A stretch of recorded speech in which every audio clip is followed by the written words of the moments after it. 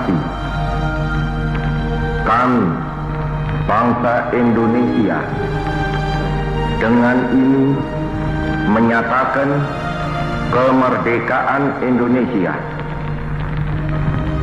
Hal-hal yang mengenai pemindahan kekuasaan dan lain-lain diselenggarakan dengan cara saksama dan dalam tempo yang sesingkat-singkatnya.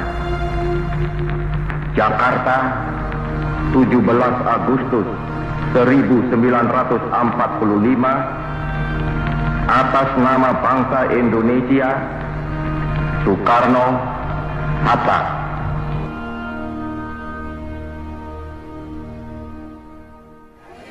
Tahu nggak sih, suara teks proklamasi oleh Presiden RI pertama Soekarno bukan rekaman langsung tahun 1945 loh. Dalam rekaman, terdengar jelas suara ikonik Bung Karno yang tengah membacakan teks proklamasi. Ternyata, rekaman penuh sejarah tersebut tak diambil langsung bertepatan dengan pembacaan proklamasi untuk pertama kali. Rekaman tersebut justru diambil antara tahun 1950 atau 1951 atas inisiatif Yusuf Ronodipuro, yaitu seorang mantan pegawai radio Jepang sekaligus salah satu pendiri Radio Republik Indonesia. Awalnya, Bung Karno menolak permintaan Yusuf lantaran menganggap bahwa proklamasi hanya bisa dibacakan sekali saja. Meski begitu, Yusuf tetap gigih dan beralasan bahwa rekaman pembacaan teks proklamasi bertujuan agar generasi muda tetap bisa merasakan gelora proklamasi. Akhirnya Bung Karno mau supaya generasi muda saat ini bisa mendengar suara proklamasi.